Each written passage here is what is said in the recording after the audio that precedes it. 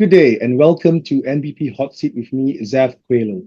Today we are joined by a key figure in the global nuclear sector, Mr. George Borovas. George is a partner and the head of the nuclear practice at Hunton. His career has been a masterclass in nuclear strategy, having spent over 2 decades advising governments, commercial lenders, and major utilities on some of the most complex nuclear projects, from navigating multi-billion-dollar newcomer programs to being a board member with the World Nuclear Association. George's expertise sits at the exact intersection of international law, policy, and project finance. George, thank you for joining us today. Thank you very much, Steph. Nice to be with you. George, we are currently seeing a global shift towards small modular reactors, or at least a strong appetite towards small modular reactors, which many countries see as a key pillar for energy security and decarbonization. However, from nations starting from a zero nuclear baseline, the path forward is often clouded by debate over cost and safety. Now, in your view, is the current global excitement for SMRs backed by a realistic understanding of what it takes to actually flip the switch? That's a great question. And first of all, we're seeing around the world in the global nuclear market a lot of discussion about size and large reactors and small modular reactors. There's no question that a number of countries are focused on the small modular reactors. And I think that they do have a decent understanding of the issues that revolve around the development of a small modular reactor. But there's a lot of learning to be done in terms of the development of a whole nuclear program, because this is something that is important. When you develop a nuclear project, this is not just about a nuclear reactor. It's not your typical infrastructure project where you just sit down and you just create a project. You have to create a whole industry. And I think that's where I think countries need a little bit more education and more understanding. So we often speak about the nuclear infrastructure required for success. But for a nation with no legacy nuclear industry, there's often a temptation to jump straight into vendor negotiations. In your opinion, what are the top 2 non-negotiable milestones that a government must hit at the policy level before they even begin thinking about talking to SMR technology providers, George? Well, it's an evolving process, and I think that there's a path to discuss things with vendors early on in order to get more of an understanding of what's in the market. But at the same time, you do have to say, as you suggest, you do have to do a few things as a country to be prepared to have these discussions. First of all, and the foremost, and this is really important, and sometimes don't see that in many places, is a clear strategy of why do you want to have nuclear? And what's the purpose for developing a nuclear power program? What's the plan? And what, as a country, are you willing to do to develop that nuclear program? Once you have a good understanding of what it is that you're looking for and what it is that you're willing to offer, then you can go talk to the vendors with a much clearer picture, and they will respond to that much better, as opposed to a generic discussion with them where you just say in general, oh, we're interested in developing a nuclear program. Let's hear about your technology. That's definitely one thing. A second part is, after you have a strategy and a national policy about what it is that nuclear is going to accomplish for you, to develop some kind of framework, which is going to be a legislative framework. It's going to be a regulatory framework for the independence of a regulator that's going to look for the safety case. And then eventually to also start developing your human resources. And while, of course, it's understandable that you will have the human resources, that you're not going to have the human resources up front because it's going to be a newcomer country by definition, that you still need to have people that are going to be able to oversee and manage any discussions that you're going to have with the vendors.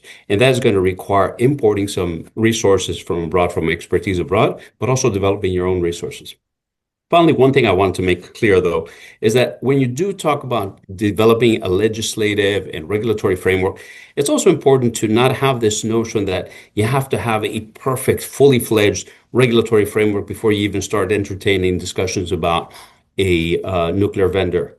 Because I think that sometimes, and most of the time, so you want to develop a nuclear regulatory framework, you want to do it in collaboration with the country that you're going to be importing technology from, because the regulator should be well versed in the technology that you're going to be licensing in your country, and you want to develop that as part of a conversation with the vendor that you're going to be selecting. So you have to structure a regulator that's going to be able to start overseeing things, but at the same time, it has to be an evolving picture for the regulator to be able to support the program as you select your vendor. So these are the kind of things that you can do in parallel. Wonderful, wonderful.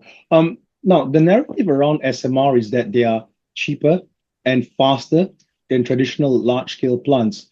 Yet some critics have argued that they could potentially lose economies of scale and could lead to cost overruns. Now, from your perspective, how does a newcomer nation protect itself from being locked into an open-ended expense? There's a lot of advantages to having the small modular reactors, especially for a newcomer nation, and a couple of things that are important.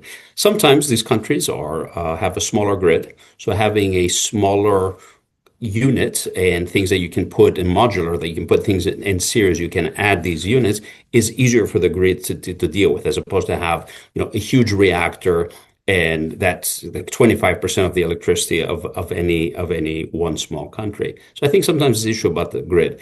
That the other thing, of course, that happens is the issue of the magnitude of the investment. A large reactor can be a very costly thing. A small reactor can be eventually will become costly, of course, but it can be done in increments. And I think it might be easier for the country to absorb the cost and the construction kind of time schedule. So you can see that there's a lot of advantages in doing so.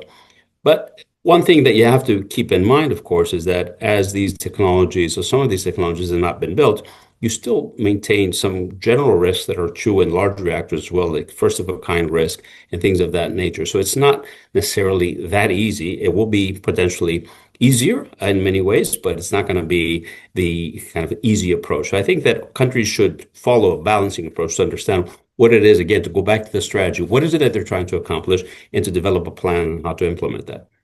Fantastic.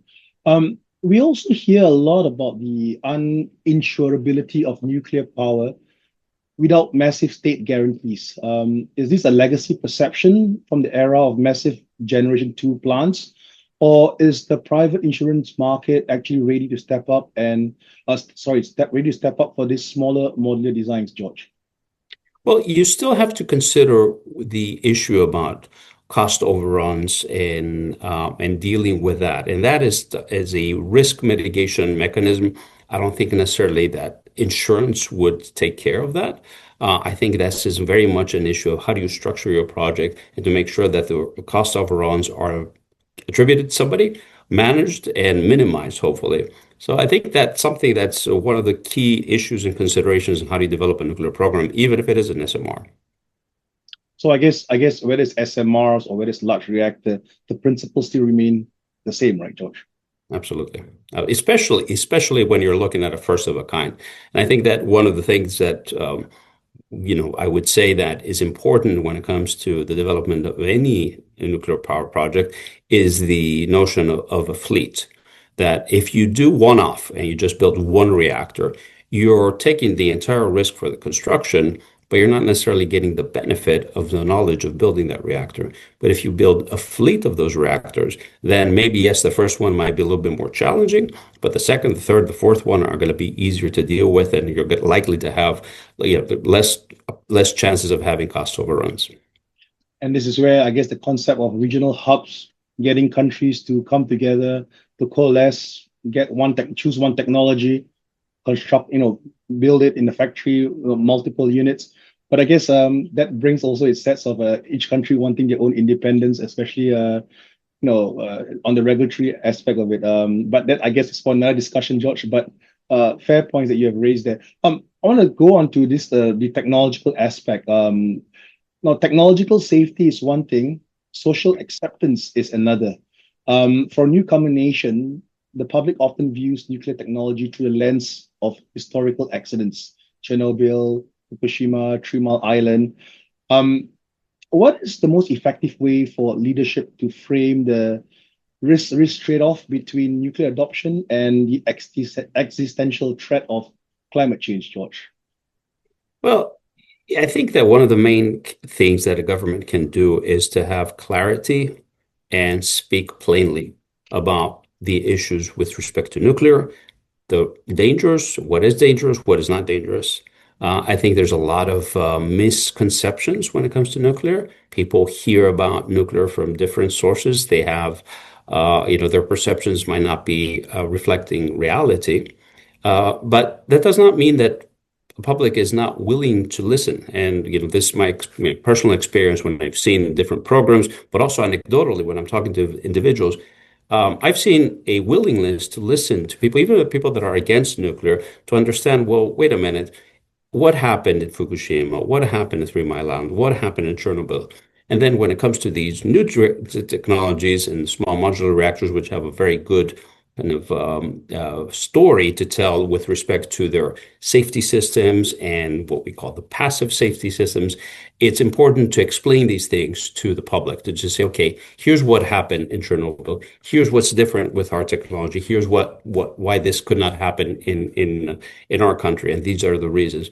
But I do think that takes education, it takes time, and again, it takes a program where you're going to start doing this in speaking plainly and respectfully to the population. And I think that the population responds in general from what I've seen. Yeah, and I guess education plays a part also. For countries starting a nuclear power program, correct me if I'm wrong, George, but I think one thing that they should consider doing is educating their students from tertiary level all the way up on what nuclear energy is, the benefits, because often at times you don't see discussions on nuclear energy specifically in curriculums. You see clean energy being talked about, and many even have this debate whether nuclear is considered a clean energy. So if we can remove all these barriers or perception of what nuclear really is, perhaps when the time comes when the country finally decides to go for nuclear, it might be an easier sell to the population, because fundamentally that's what it's all about. Population being aware of what nuclear energy is. Yeah, I agree with that. And I think that also the discussion with respect to clean energy, to climate change, also has to be done with in conjunction with the discussion about energy security and sustainable development. What do these things mean? I think that people will have a completely different understanding of all these things when you explain how the economy works, how the development infrastructure works, the requirements that we have for electricity and power. And so I think that overall education about energy usage, climate change, and energy security is really important.